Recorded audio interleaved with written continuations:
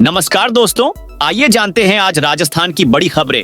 आज की पहली खबर है कि निर्दलीय प्रत्याशी नरेश मीणा कांग्रेस से निलंबित। देवली उनियारा विधानसभा उपचुनाव में निर्दलीय चुनाव लड़ रहे नरेश मीणा को कांग्रेस पार्टी ने निलंबित कर दिया है। इसके आदेश पार्टी के प्रदेश प्रभारी सुखविंदर सिंह रंधावा ने जारी किए हैं। हालांकि नरेश मीणा को सस्पेंड करने के लिए जिला कांग्रेस जिलाध्यक्ष की ओर से कोई पत्र नहीं भेजा गया था।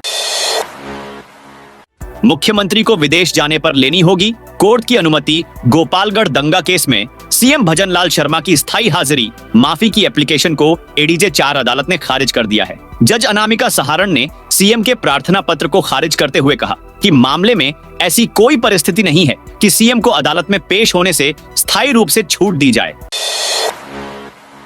मुख्य आरोपी मुंबई से पकड़ गया। जोधपुर में ब्यूटिशियन अनीता चौधरी हत्याकांड के 8 दिन बाद मुख्य आरोपी गुलामुद्दीन फारूकी को मुंबई से पकड़ लिया गया। वह 4 दिन से अपनी लोकेशन बदल बदल कर पुलिस को छका रहा था। जोधपुर कमिश्नरेट की टीम को उसके मुंबई में होने का इनपुट मिला। गुलामुद्दीन एक घर में छुप कर बैठा था। गुरुवार शाम को जोधपुर पुलिस ने मुंबई पुलिस की मदद से उसे घर से दबोच लिया। उसे शुक्रवार दोपहर तक जोधपुर लाया जाएगा।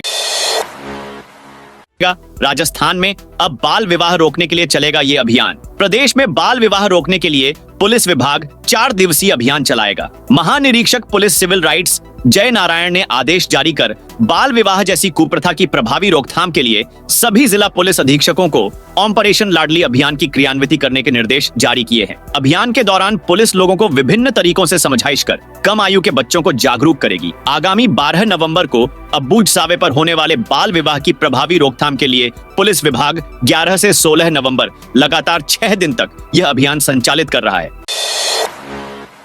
राजस्थान के शिक्षा मंत्री मदन दिलावर का बयान। राजस्थान के शिक्षा एवं पंचायती राज मंत्री मदन दिलावर ने कांग्रेस पर हमला बोलते हुए कहा कि कांग्रेस के नेता पेपर लीक कर खुद की जेब भरते रहे, युवाओं के सपनों को रौंदते रहे। दिलावर ने कहा कि इनके मुख्यमंत्री तो उन्हीं के उप मुख्यमंत्री सचिन पायलट को मक्कार और निकम्मा बोलते रहे। कांग्रेस भरोसा करने लायक पार्टी नहीं है। जो अपनों की सगी नहीं, वह जनता का क्या भला करेगी। राजस्थान के इस जिले में 14 नवंबर को रहेगा अवकाश। राजस्थान के अजमेर जिले में प्रसिद्ध पुष्कर मेले का स्थानीय अवकाश के लिए जिला कलेक्टर ने आदेश जारी किया है, जिसमें जिला कलेक्टर लोक बंधु ने बताया कि जिला प्रशासन द्वारा गुरुवार 14 नवंबर को पुष्कर मेले के अवसर पर स्थानीय अवकाश घोषित किया गया है। स्थानीय अवकाश के कारण उस दिन सरकारी स्कूल और कार्यालय बंद रहेंगे। पूर्व मंत्री जाहिदा का प्रार्थना पत्र भी खारिज। कोर्ट ने पूर्व मंत्री जाहिदा खान और पूर्व विधायक अनीता गुर्जर के जमानत में विदेश जाने पर कोर्ट को सूचित करने की शर्त को हटाने की एप्लीकेशन को भी खारिज कर दिया है। दोनों ने कोर्ट में एप्लीकेशन लगाकर कहा था कि वे जनप्रतिनिधि हैं। मामला पिछले 11 साल से चल रहा है। ऐसे में जमानत में विदेश जाने पर रोक की शर्त हटाई जाए। राजस्थान में किराए के मकान में रहने वाले छात्रों के लिए खुशखबरी। राजस्थान सरकार की तरफ से उन विद्यार्थियों से अंबेडकर डीबीटी वाउचर योजना के आवेदन लेने शुरू कर दिए गए हैं जो शिक्षा के लिए घर से दूर अन्य शहरों में किराए के कमरों में रहकर पढ़ाई कर रहे हैं। सामाजिक न्याय एवं अधिकारिता विभाग के रोशन लाल ने बताया कि योजना के तहत प्रत्येक चयनित छात्र को 10 माह तक प्रतिमाह 2000 रुपए की राशि पुनर्भरण के रूप में दी जाएगी। आवेदन प्रक्रिया 30 अक्टूबर से शुरू हो चुकी है और अंतिम तिथि 30 नवंबर है।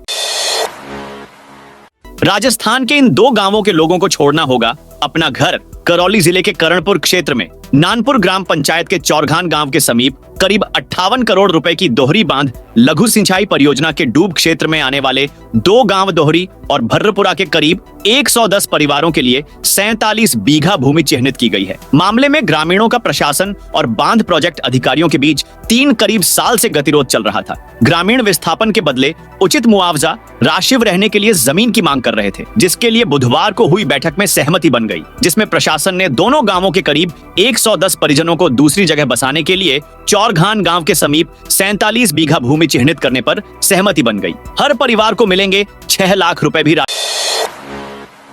राजस्थान के स्कूलों में अर्धवार्षिक परीक्षा पर बड़ा अपडेट। राजस्थान में अगले महीने सरकारी व निजी स्कूलों में एक साथ एक परीक्षा पैटर्न पर अर्धवार्षिक परीक्षाओं की गाइडलाइन को लेकर शिक्षक और छात्र असमंजस में हैं। विभाग की घोषणा के 3 माह बाद अब सरकारी व निजी स्कूलों से 3 दिन के भीतर विद्यार्थियों की संख्या डाटा देने को कहा गया है। ऐसे में सवाल लाजिमी है कि विभाग 1 महीने में कैसे अर्धवार्षिक परीक्षाओं की तैयारी करेगा। विद्यार्थियों व अभिभावकों का कहना है कि विभाग को परीक्षा पैटर्न या सिलेबस पहले जारी करना चाहिए था। वहीं कई शिक्षक संगठनों के पदाधिकारियों का कहना है कि विभाग का नवाचार तो ठीक है, लेकिन धरातल पर तैयारी कमजोर होने की वजह से चुनौतियां कम नहीं हैं।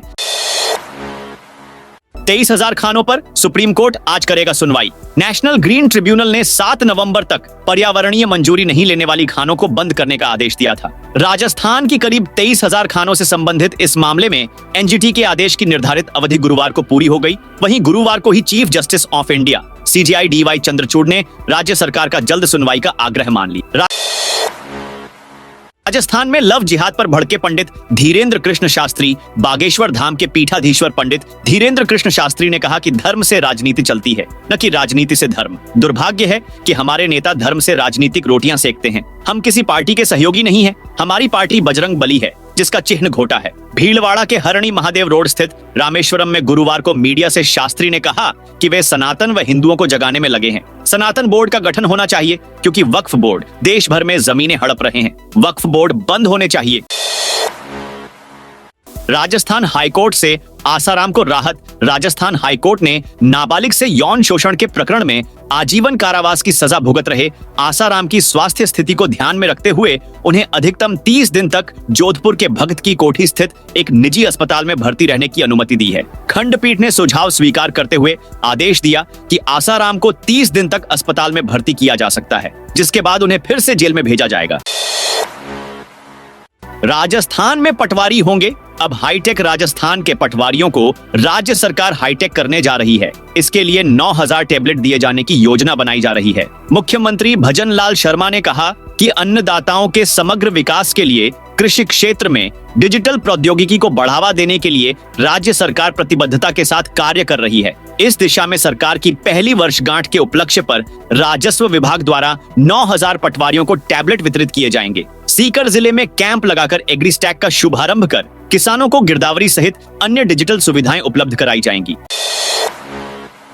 जयपुर से 7 शहरों के लिए फ्लाइट शुरू। एयर कनेक्टिविटी के मामले में जयपुर इंटरनेशनल एयरपोर्ट नई छलांग लगाने की तैयारी में है। आगामी 1.5 माह में 7 शहरों के लिए हवाई सेवा शुरू होंगी। इनमें से कुछ ऐसे शहर हैं जहां के लिए पहली बार उड़ान शुरू होने जा रही है। अभी जयपुर एयरपोर्ट से देश के 21 शहरों के लिए रोजाना औसतन 64 घरेलू फ्लाइट संचालित हो रही हैं, लेकिन आगामी दिनों में फ्लाइट्स की संख्या 80 के पार हो सकती है। इसमें रांची, नागपुर के लिए पहली बार फ्लाइट पटना, अमृतसर, वाराणसी, जैसलमेर, भुवनेश्वर की फिर शुरू होगी। हवाई यात्रा सरकार के 1 साल पर 900 बड़े प्रोजेक्ट शुरू करेगी। भाजपा सरकार की पहली वर्षगांठ पर बड़े आयोजन की तैयारी है। जिलों में विधायक मंत्री से फीते कटवाने की जगह सीधे सीएम और बड़े नेताओं के हाथों शिलान्यास लोकार्पण की तैयारी है।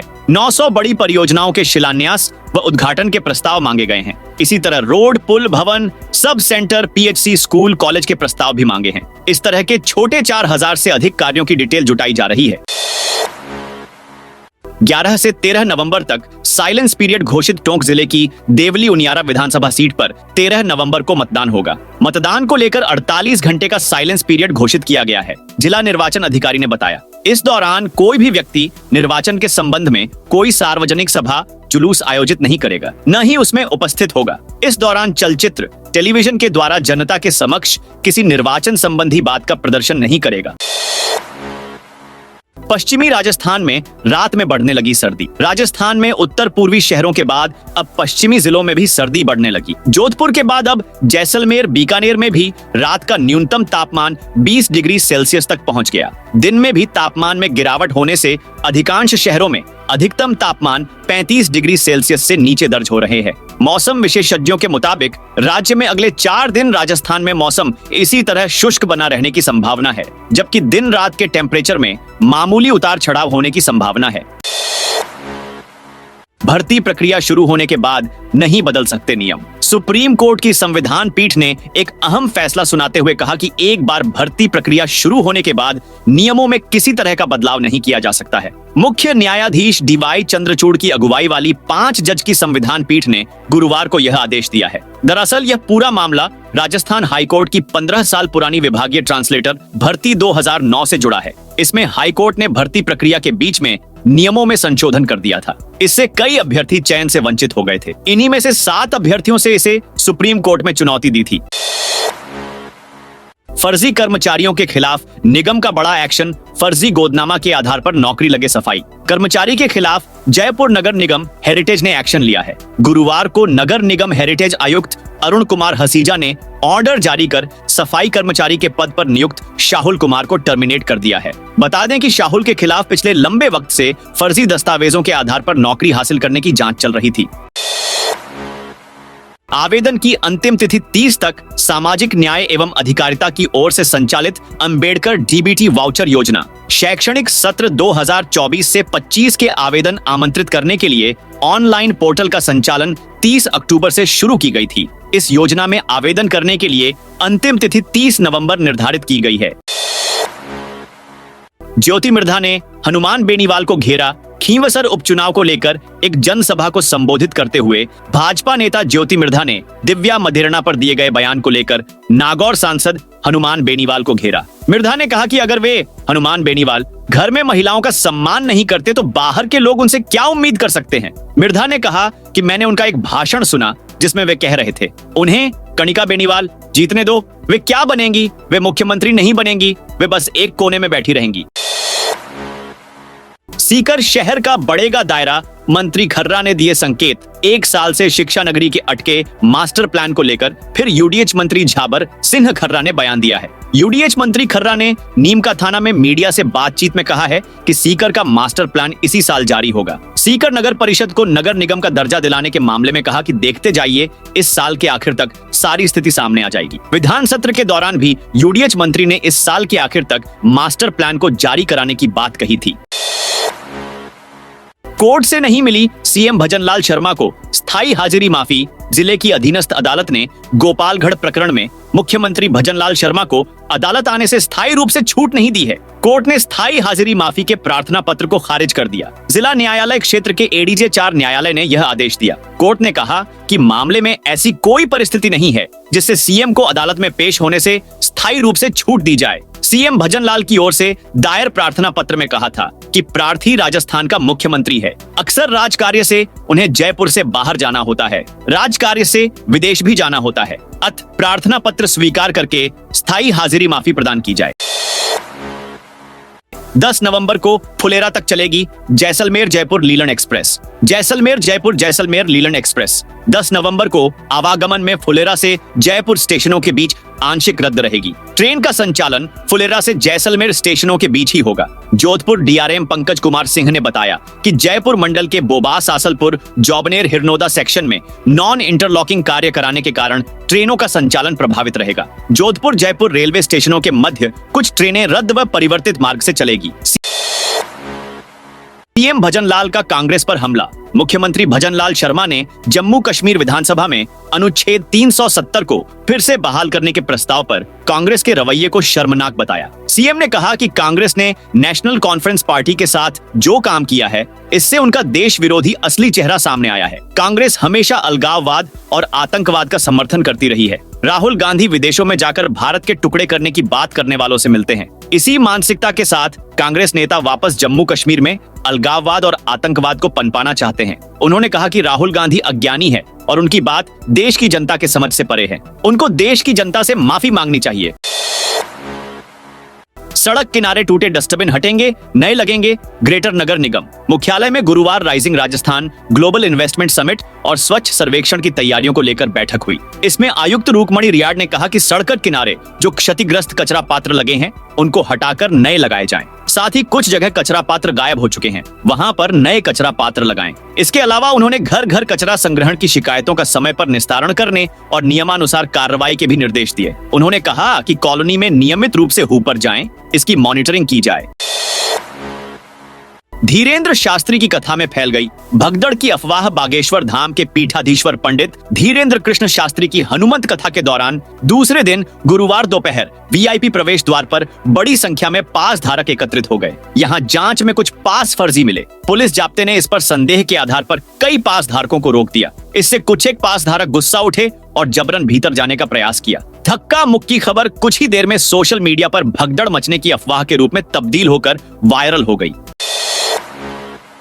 राजस्थान में कैसा रहेगा अब आगे मौसम? राजस्थान में नवंबर माह का पहला सप्ताह आज 7 नवंबर को खत्म हो जाएगा, पर मौसम बिल्कुल स्थिर है। राज्य में रात के पारे में उतार चढ़ाव जारी है, वहीं दिन के तापमान में बढ़ रहा है। राजस्थान में आने वाले 8 से 11 नवंबर को मौसम कैसा रहेगा? इस पर मौसम विभाग का प्रेडिक्शन है कि आने वाले दिनों में मौसम शुष्क रहेगा। इससे दिन और रात के पारे में हल्की गिरावट देखने को मिलेगी। वैसे बीते 24 घंटों के मौसम विभाग के आंकड़ों के अनुसार प्रदेश का सबसे ठंडा सिरोही जिला रहा, जहां पर न्यूनतम तापमान 14.1 डिग्री सेल्सियस दर्ज किया गया। इसके अलावा 22 शहरों में न्यूनतम तापमान 20 डिग्री से कम दर्ज हुआ। वहीं दूसरी तरफ राजस्थान में सबसे अधिक तापमान बाड़मेर में दर्ज किया गया है। पेंशनर्स घर बैठे बनवा सकते हैं प्रमाण पत्र। पेंशनर को अब जीवित प्रमाण पत्र बनवाने के लिए बैंक या अन्य किसी विभाग में जाने की आवश्यकता नहीं है। वे अपने निकट के डाकघर में जाकर या फिर ग्रामीण डाक सेवक के जरिए डिजिटल लाइफ सर्टिफिकेट जारी करवा सकते हैं। इसके लिए पेंशनर को महज 70 रुपए शुल्क अदा करना होगा। इसके बाद जीवित प्रमाण पत्र संबंधित विभाग को ऑनलाइन भेज दिया जाएगा। डाक विभाग के अधिकारियों ने बताया कि पोस्ट इन्फो मोबाइल ऐप के माध्यम से भी आवेदन कर प्रमाण पत्र सहजता से बनवाया सकता है। ये थी आज राजस्थान की बड़ी खबरें। आपने अभी तक इस वीडियो को लाइक नहीं किया तो फटाफट से कर दीजिए।